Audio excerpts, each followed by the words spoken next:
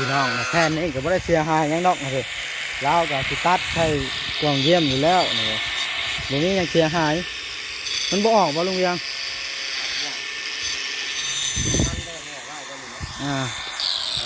น้ำมันงามละเช็ดก็ได้เอาน้ำมันเช็ดก็ได้เพราะว่าบ่ออกไปป่องเยี่ยมเช็ดคือเก่าก่อนเราบ่ได้ตอกใช่อยู่แล้วข้างนั้นนั่นอยู่แล้วยังซิงให้มันน้อยอยู่เด็กว่าสร้างเวียง เด็กว่าสร้างไงเลย ตาเอาท่านน่ะมามันจังน่ะมันทันแล้วทางนี้มันสิได้เอาส่วนละเอียดเพราะว่าเฮาสิได้มอบแฮ่นั่นสุดยอดเต็มที่ความคิดเจ๋งเลยเราบ่ได้พับตาดูกันได้เด้อเจ้าเนาะกะยามันคันมันบ่ได้แม่นี่ต้องพยายามจะเจ้าแก้ตัวนั้น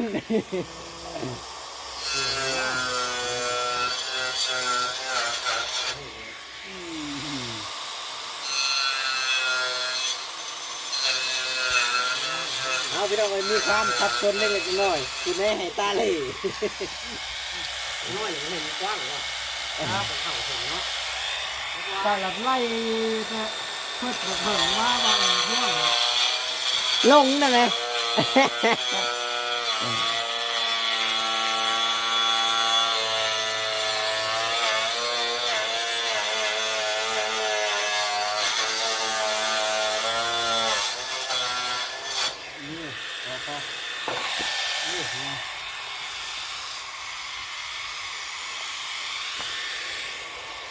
มันจะเกียกโทษตัดตัวนึงเห็นตัวนึงโอ้ย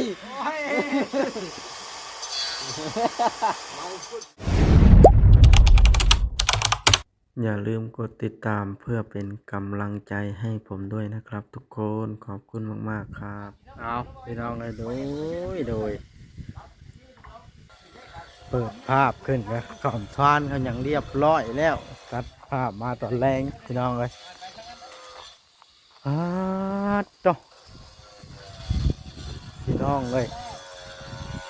เรียบร้อยแล้วเอาด้านนี้ก็แล้วอีกบานเลยปัดต่อ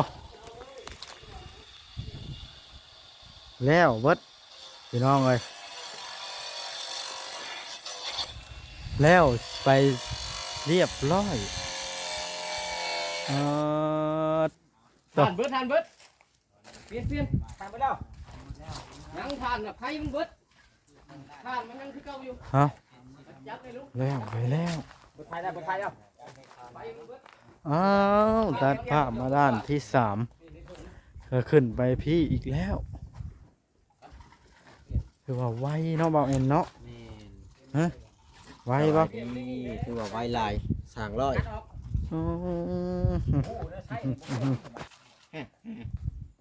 ตัวนี้ก่อนเพกแล้วต้องให้แล้วเพนี่เพิ่นว่าเมื่อนั้นได้ยังเว้นอยู่ทำเมื่อพร้อมกันเป่าลีเมื่อไรเอาแห่ได้ไหมหมดแล้วเราพลิกเก็บแล้วไว้เลยเนาะเขามาเบิ่งปลาแก้วก่อนเป็นอะไรปลาแก้วสบายดีกินข้าวกินน้ำหรือว่ากินแล้ว ตอนเที่ยงอะไรโดยเจ้าก็ได้กินอยู่บ่ได้กินเป็นไรหมอทิ้งมาเนี่ยกินข้าวช่องคำได้แบบใช่ในคิดไปต่ออีกแล้วกินข้าวเราไปมากินข้าวหรือบ่กินช่องคำก็เราไปพักผ่อนอยู่ห้องกระล่างขึ้นในเทืองคนลอยมาบ่แม่นบอกเพิ่นหาเด้อเกิบมันว่าเพิ่นเสียบ่ป้าอยู่ใส่แล้วเด็กคนบ่มีความทรงจำ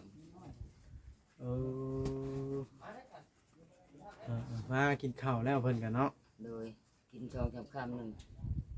มาวางใช้น้ำเย็นเถอะแล้วมาบัดนี้คอยสิ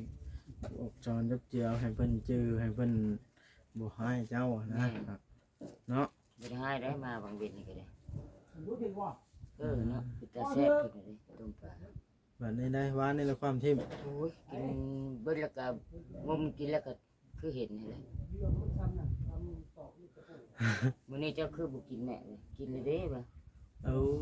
แสดงว่าฮู้ความคนอยู่ซั่นเนาะ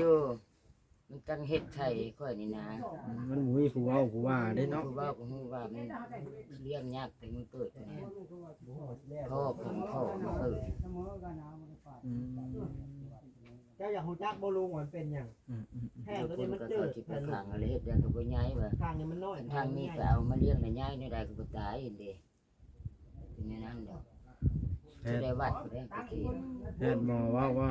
เอาไปเบิ่งน้อยมันยาม ตัวน้อยใหญ่น่ะ อื ตัว ม เพิ่นแค่ใช้ตัวที่ทามล่าสุดน่ะถ้าสังเกตมันลดน้อยๆนี่ค่านี่บักใหญ่ถ้าบ่เชื่อข่อยเอาเม็ดมาแทรกกันยังได้ มื้อนี้ก็ฮ้อนสมควร ล่า นะ สุดน่ะมันใหญ่อยู่แล้วมันบ่เรื่องกันบ่บ่ได้เกี่ยวกันนี่ เอาแค่นั้นล่ะมันเฒ่าแก้วเอ้ยคอยมีหยังล่ะ สิออกไปนอกพุ่นบ่ ทางเรื่องหน่อย ยังจังหน่อยก่อน คือคันจะออกไปแล้วเอาไปแจมาใน2หน่วย ได้ แจค่อยเสีย บ่ได้ลอกเทือนเลยบ่ เอาที่ได้ลอกมัน บ่ ก็ ตึก ใส่ ตึก ไป ลง บ่ได้ ตัว แล้ว เอาตัวนี้ขึ้นย่อตัวนี้ขึ้น ลอกหาอยู่มื้อนี้ก็2รอบแล้ว เอาไว้ตัดสะโพกเอี่ยมก็ได้นะมันก็บ่ได้หายยังดอกตามันจะตีบเข้าไปในเจนะมันเสียเวลาตรงนี้ มันบ่ได้มีหยังเสียหาย เพราะว่า มันพันแล้วได้นี่ครับ รอดได้ไหม มันต้องขวดแล้วมึง ยังบ่ได้จะขวด มาถึงเลขกับบ่ทันได้กินน้ำเลยนี่ ทุกเจ้าสิแก้บ่แก้แหละกันแล้วแต่ แก้ตัวไหนล่ะ นี่มันน้อยนี่นี่ แค่มันก็แตกแล้ว นี่รับมันใส่นี่ไงนี่มันน้อยเอาไปจับเบิ่งอยู่ได้นี่ อย่ามันแล้วน้อยเดียวนะ น้อยหนึงน้อยแฮง นั่นน่ะเฮาก็นั้น มันเบิ่งทางกันบ่ออกเนาะ แม่น ผู้ 2เส้น โคงเช่นผู้ แก้บ่ได้จ้ะ มาก่อยสิเป็นผู้บ้าบาดเลย มีแต่แก้ตัวนี้เลย แก้ตัวนี้เลยมันโต เพิ่นบ้า เพราะว่ามันขึ้นไปตรงอื่นมันก็สิเอียงเบิดได้บัดนี้ได้ผมมันเอียงตัวนี้ มันจังอันได้นะ อันเราแก้ตัวนี้มันก็บ่เอียงเลยขึ้นไปทางมันก็เอียง สิเกี่ยวในนะเบิ่งเพิ่นบ้านี่ ให้เจ้าเบิ่งค่ะ มาบดลองเบิ่งบาดนี่พี่น้องเอ้ย แทกไม้เอาแทกไม้เอา งานได้จะโอมละแท้กันฮักไว้ อมบ่แม่นอมได้นะฮะ กระเบื้อง อมมันปงยับอมปงยับ ทางนี้มันใหญ่อยู่ทางกันนี่ เด้ตอกเลยตะปู เขาสิอมทำนั้นบ่ เอาซ้ำตะปูนี่ นี่ นี่ซ้ำตะปูเอาซ้ำน่ะ แทกบ่อยู่ตัวเก่านะตัวปาดไม้นะ แล้วข้างนี่ตัวยาวแล้วข้างนี้บ่ ตัวยาวขังทั้งลุงคำดีพี่ ข้างทางนี้ก็ปูนี่ นั่นแหละบ่เอิ้นคำมาแน่เขาคำมาแน่แต่บ่มีพิษ มันตาเหลวแห้งเนาะ ตาเล่แห้งบ่เอาไปนี่โอ้อันนี้แหละผู้เฒ่าเนาะบ่เป็นวัยรุ่น บ่บ่ได้ มันห่าง เนาะอันนั่งเบิ่งเป็นนี่ก็ฮู้ หาก่อนสิขีดให้ลง บ่มัน คนว่าโอเคเลยอยู่นำ มันน้อยเดียวนี่นะมัน เอาลง เบิ่งบ่ได้ แผ่ บ่ น ได้ นี่ เดี๋ ก็ ยว เอียงแผ่นนี่ก็เอียง เพราะว่าบ่ได้งานชนมันนี่เฮาตัดออกอยู่มันก็บ่ฮู้แล้ว เอียงเอียงหมดกับแผ่นนะ เอาเด็ด เอียงหมดเพราะว่ามันห่างกันพี่2เซนพวกมันคู่แผ่นเลย เฮาดึงเงี้ยนอยู่เฮาให้มอนต่อมอนแล้ว เก้ามันห่าง มันเห็น ซ้ำกันแล้วว่ากับตัวบากนะ ซ้ำกันได้กับตัวบากที่นี่ เอาขึ้นได้ไหมนะ บ่เอาเสมอเบิดบ่บอสคานี่ก็เสมอบ่ให้มันลงเพราะมันห่างทางนี้เมื่อกี้นี่นะมีแต่เอาเสมอเบิดช่อง ตัวนี้น่ะเสมออยู่แล้วแต่ว่าเฮาสิบักปากบาทนะบ่ให้มันเสมอจังซี่นะให้มันพอดีกับตัวนี้ มันจะสิได้ ที่นี่นะมันห่างทางนี้เมื่อกี้นี่นะนี่เจ้าต้องบ่ให้มันห่างก็ต้องเอาขึ้นมาอีกครึ่งเซนพุ่นน่ะมันก็พอดีปรับโลดพอมันห่างด้านขวามือ มันจะใช่มือแล้วตัวนั้นทำเฮาย่อให้มันเฉลี่ย มันไล่แห้งในลุงน้อยๆเพราะว่ามันกินกันหลายแห้งเลยเพราะว่าถ้าเอามันขึ้นไปเทิงมันก็ทางนั้นมันสิใหญ่ทางนี้มันสิน้อยอีกตัวนี้เนาะเอาเองมา แพงแล้ว ที่เบิ่งมีลุงมันสิผักไว้ รัดเลยไปเลยนะใส่ตัวนี้ย่างเดียวเลยบ่ต้องเลย ตัวนี้น่ะคันยกขึ้นคุ้งแล้วมันวิดอันนี้บอกนี่นะคือว่าได้สิแปลง มันวิทย์ ว่าแปลง2แผ่นนี่บ่บ่แปลงนะแปลงบ่ได้นะ แปลงกระถิ่นได้2 มัน แผ่น สิแตก บ่มันน้อยเดียวหนึงเขาตัดเบิ่งมีแต่แก้ไขตัวนี้น้อยหนึงมันสิประมาณ เอาตัวละหน่อยไป ครึ่งอันนี้นะประมาณมีเข้าหักนี่นะมัน แก้ก็ได้นี่ คำว่าเฮาเลือกหน่อยน่ะได้อยู่นี่เฮาเลือกมาคุมพี่ประมาณเฮาเลือกคุมเล็กกับปูแล้วมัน หลายพุ่น มันอยาก กูกับกูเขา นึง เอายกขึ้นไป ลุงบอก เอาไปด้วยสิตัดใหม่มันก็คือเก่าแล้วนี่ ลุงบอก อันเก่าวันแล้วตัดอันนั้นนะ ลุงบอกลุงบอกลุงตัวนี้บอกแกตัวนี้บอกแกอะไรตัวนั้นนะ แก้ยามันเบิ่งพลังบดีมันซ้ำกันได้เบิ่ง มันบ่ได้เตือน เขาจังตั้งมันเลี้ยงกันไปเนาะ นี่เอาตัวนี้ให้มันเพียงซื่อๆนะนี่ ตัดเลยเลย ว่าเดี๋ยวใส่นี่น้อยๆนี่เนี่ย ถ้ารถมันบดีแล้วนะ บ่ลุงคันว่าเฮ็ดนั่นน่ะเอียงท่านน่ะลงน้อยหนึ่งลุงเอาแผ่นเก่าตัดปากตัวนั้นท่านน่ะลงน้อยหนึ่งให้มันเสมอให้ปากมันเสมอกับตัวจะตัดกินนี่นะปากเก่านะเพราะมันเอียงซื่อนะแค่ปากมันบ่ซึ้ง ให้มันเลื่อมหลายๆแผ่นนั่นนะ ซิปให้มันเลื่อมเอา ที่แกมันเลือกขึ้นมาลงเสมอเลยปากนะให้มันลงเสมอมันก็ได้แล้วลุง มันเที่ยงก็ตัวนี้ แม่นะมันเพียงให้เพียงกันเลย เอาแผ่นเก่าก็ได้ แผ่นเก่า เอา อะไร แผ่นเก่าแค่นั้น ที่ มา ขี เส ด มอ ตัว นะ ตัวใหม่อยู่ว่ะ ตัวนี้ แม่นี่ลงมาใส่เลยก็ได้แล้วแกเอาให้มันเสมอกันข้างที่เส้นกับที่เส้นคือกันมันก็ได้ มันพันห้างอยู่ขอบคงเยี่ยมได้ บ่ห้างผมเอาตีข้างหนึ่งที่มัน มันบรุษบ่วันนี้มันเรื่องใช่กัน บ่ได้แบบนั้นนะมันสิห่างกันครับบนนี่ บรุษใช้บนเรื่องกันบนเรื่องกันฮอด กันแก้ไปแล้วนะมันห่าง ตัด แล้วมาถึงตั้งที่ลงบนกันบอก ตัวนี้เดี๋ยวสิใส่เองจ้า ปลาลองเบิ่งก็ได้น้อยหนึ่งพอมันเสียหายเลยเด้น้อยหนึ่งนั่นนะ มันใช้การบ่ได้แล้ว มัน นะ ใช้การอะไรแล้วมันแหว่งแล้วเอาไปค้นแค่บอกแล้วตัวนั้นนั่นแหละบ่อื่นเขามาแหน่เบิ่ง เราทำตาไปยิบอยู่เนาะ คนแหน่มาซองผ่ายบ่ได้พิษจะผ่าย บ่ได้นินทาได้ ว้าววันที่ชื่อ ดูไงดิ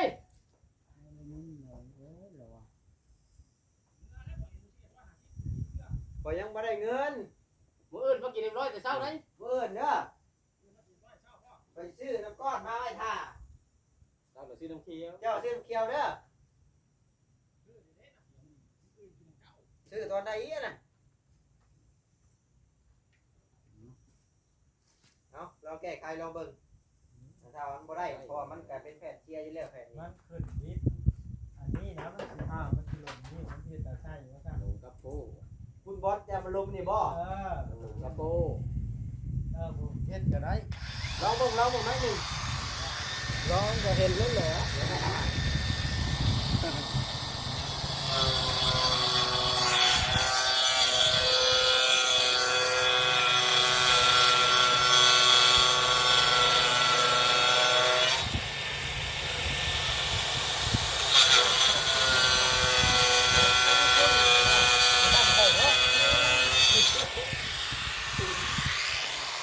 รถจักรยาน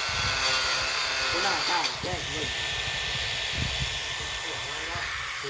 มันไปลายตึกนะ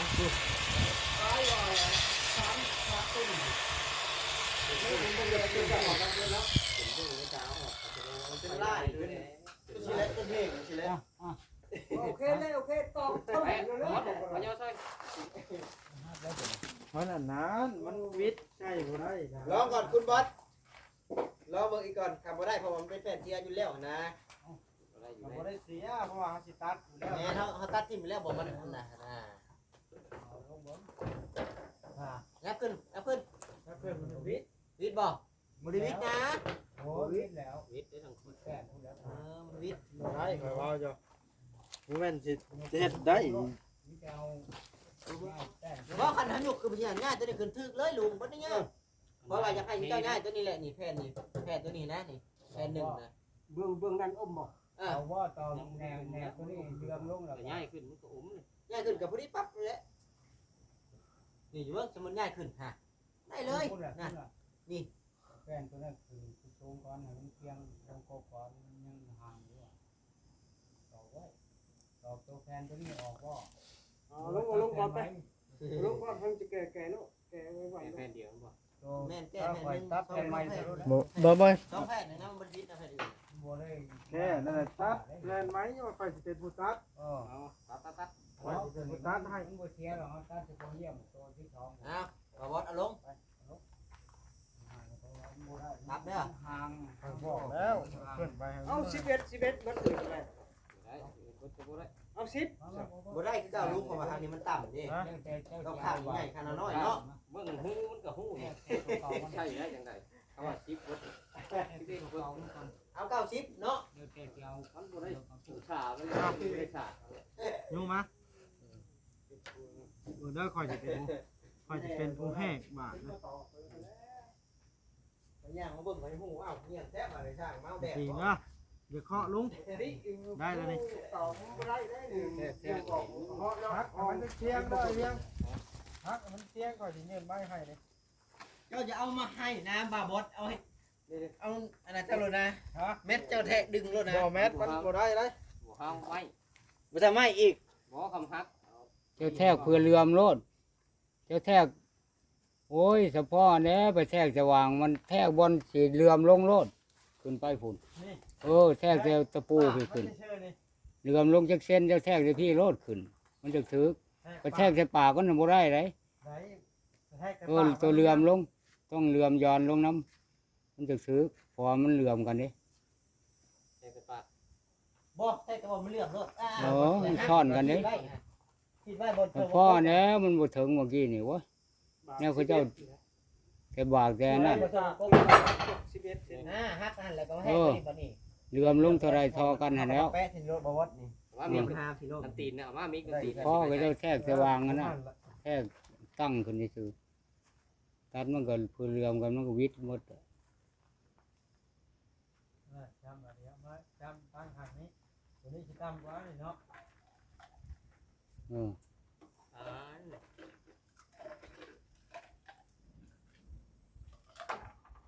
มามีนะ ตัวต่ำกว่าข้างลงเรือ ฮะข้างลุงนั่นนี่เนาะ ตัวต่ำไหน ตัวต่ำมาอยู่ข้างนั้นข้างน้อยบาบอส ฮะ สั้นตัวต่ำมาอยู่ข้างสั้น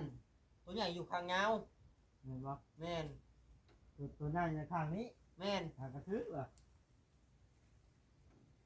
นี่บาทเนี่ยสิพลาดได้จังไดแทนคอยเนาะว่าไง โอ้ยคันคอยมาเบิ่งให้ภาพ สองคนเบิ่งเขาได้ก็สั่งต่อเด้เลยว่ะต่อไปแล้วเห็นดี ฮะนี่เป็นพลาดว่าสบายเนี่ย ขี้ใส่ปากมันโลดนะขี้ใส่ปากมันห้อนแล้วก็ขี้เชือกโลด พลาดครับพยานมัน บ่มีพลาดนี่ขี้ที่นี่เลยกันโอ้นี่เชือก เบิ่งตัวนี้ก่อนเตียงเนาะ เสียง เตียงตัวนี้ก่อนขี่ไว้ก่อนนี่ จะขี้กายไหมมันจะเป็นฉี่เลยเนี่ย กายหลบไปด้านเพราะนั้นมีเทคนิคตั้งหากเลยนี่เด้นี่ เอ้ยกระเพาะเนี่ยจะขี้มันนี่กระเพาะบาบอสนี่ แยกกัน นี่ ตัวนี้ที่ อืม มันพลาดมาคิดว่ะ นี่นะนี่แพทย์อันนั้นจะมาทัดนะนี่นี่แพทย์น้อยๆนะ นี่เราพลาดของมันนะบอกอันนี้เจ้าบนทักมาทักหมดเลย มันคัดคำว่ามันคัดในไม้ความว่าเนี่ย นี่เป๊ะแหละบาทนี่ ไม้ความว่าไม่ ทางไหนนะทางน้อยแท้นะ ฮะ จักคือเจอ ที่ไหนทางใหญ่นะ ใหญ่เบิ่งนี่เบิ่ง ทั้งไงเบิ่งขวาได้ อันนี้คือเจอไปหา คือทางใหญ่ทางลุงแท้ ตัววงในจ่าเจ้า คอยลงเบิ่งคอยยังรู้จักเลย โอ้ย นอนในจ่าเนาะ ทางน้อยคอย ทั้งน้อยทั้งยาวเรียงน่ะ จ่ามันได้แน่นอนกว่าได้จ่า ฮะ เป็น เอ ได้ อตัวใหญ่ได้จ้ะ ทั้งไงครั้งนี้ ฮะ ทางตัดอันนี้ทางจงไว้คำเจ้าเทกกว่านั้นนะ ฮะ ทางจงไว้นะเอาตัวยาวมาทางคอยนะ หักในลงทางนี้บ่ คำเจ้าเทกลงทางนี้จังแม่น ชาวเวียงเราแทกลงทั้งลุ่มสิแหละ นี่แหละ แม่นเราแทกลงทั้งลุ่มอันดับพิษอีกได้แทกกี่นี่น่ะ ตัดพิษหน่อยถือกว่าเจ้าเอาตัวยาวตามตัวยาวลูกคำเจ้าเทกกว่านั้นนะ ไม่แก้แผ่นเดียวนึงไปแก้มันสบาย บ่แม่นได้ว่าแค่เดียวแล้วแก้นะแก้ได้ นี่ จะมันได้กล่องบ่ โยมันคอยมาปัดมานั่งลิ้นอยู่นี่เด้ชุมเจ้ามาปัดมานั่งลิ้นอยู่นี่อยู่หัน บ่เห็นเนาะ บ่เห็นแล้วชุมเจ้าคือคนหมู่ ลูกแก้วมาเขาตอกว่าใดเนาะเขาว่า หมอมันก็จะบอกมันตะเลิดมันตะ เลื เลิ อ ด เข้าตา เมาแดดแต่ก่อนนี่ ทำแก้แล้วแผ่นไม่ไว้ตัดแผ่นนี่ค่อยว่าทุกคนแก้มั่งลงเลย เอาไว้ตัดสั้นๆเนาะเอาไว้ตัดสั้นๆแทนเนาะพอดี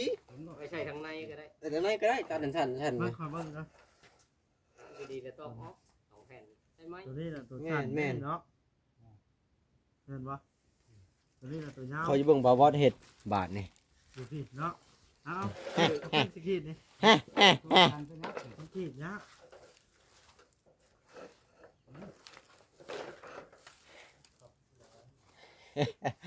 ร้านรถลุงบาท มันเอียงแฮงอะไร เอาจัดการลงแห้งอย่างนี้ลง กลัวได้บ่าว เดี๋ยวเอาลงเดี๋ยวก่อน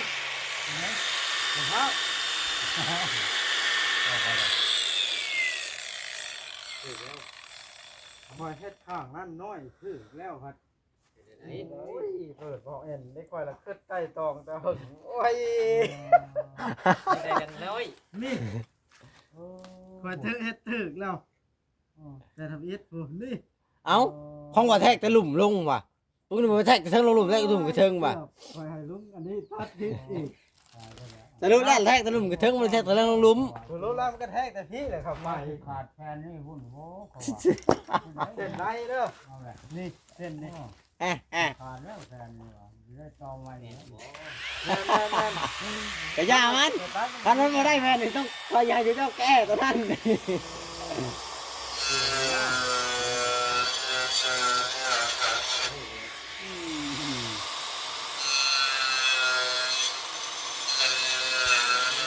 เอาพี่น้องมีความทับซ้อนเล็กๆน้อยๆคุณแม่ให้ตาเลย น้อยอย่างนี้กว้างแล้วเข้าถึงเนาะ ตาหลับไล่แต่เพิ่นเบิ่งมาว่าเรื่อง ลงนั่นไง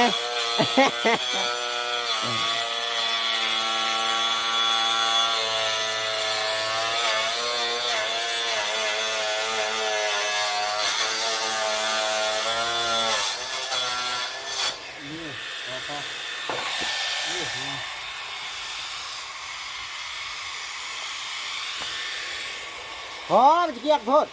ตัวนั่นอยู่ไหน ตัดตัวหนึงเห็นตัวหนึงโอ้ย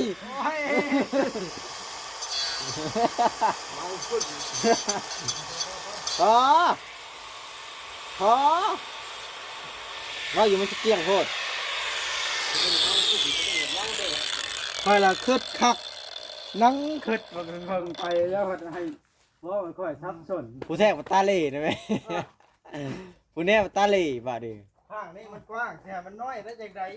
ท่านเจ้าก็ได้ ถึงแล้ว โอ้ยเสร็จออกเด้อ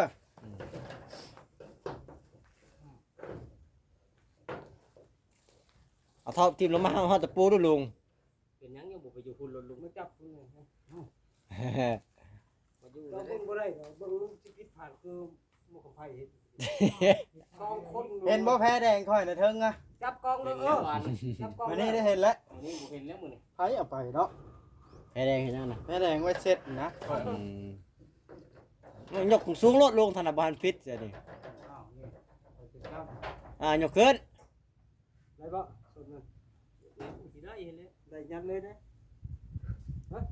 กดเข่าเบิ่งดูนึงลงแล้วมันเข้าแล้วฮะอันเด้ ได้แล้ว ค่อยเฮ็ดให้ถึกแล้วว่าจะเป็นตัวค่อยทับสนบ่แม่นกินไล่ แล้วล่ะเนาะ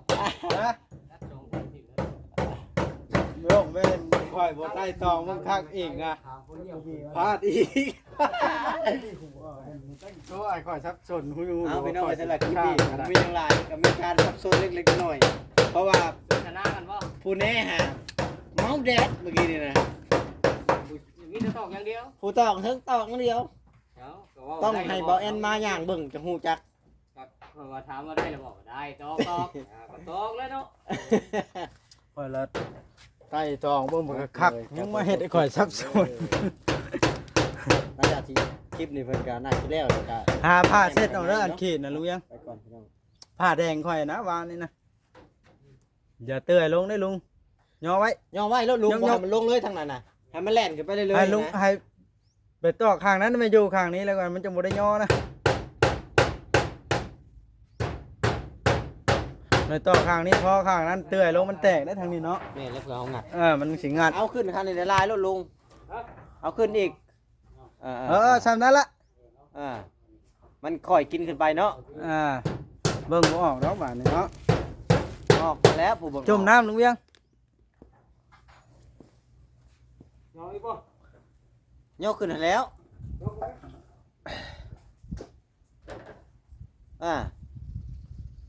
บ่ ค่อยๆย่อขึ้นไปเรื่อยๆเห็นแล้วแผ่นหน้าก็ย่อทั้งนี้ส้นทั้งนี้ขึ้นอีกให้มันขึ้นกันไปเรื่อย บ่ได้แล้วเฮ็ดน่ะตัดแต่นี่ได้ ง่ายอยู่เนาะ มันเริ่มง่าย ให้ว่าของไพ่บ่แน่ตอนนั้นน่ะจังบิดนะ ตอก บ่ออกเนาะมีเพิ่น บ่ ขีด ออกได้ เท่านั้นแล้ว ขีดข้างในเด้อบัดนี้เด้อ ก่อยนั่งคิดบักเพิ่งแล้วไปเว้าไปเข้าหน้างานเลยยังเว้าให้ข่อยทับสน เดี๋ยวค่อยลองหัวห้วยทางเด้อ ว่าเรื่องมันพวกเขาลอยไปยังน้อยอยู่อยู่เป็นผู้หมู่ว่าแน่นอนเลย เฮาก็แน่นอนคือกันแล้วน่ะแม่ ทำแล้วเลย เอาโอเคคลิปนี้เด้อบ่เองจบคลิปซำนี้ล่ะเนาะ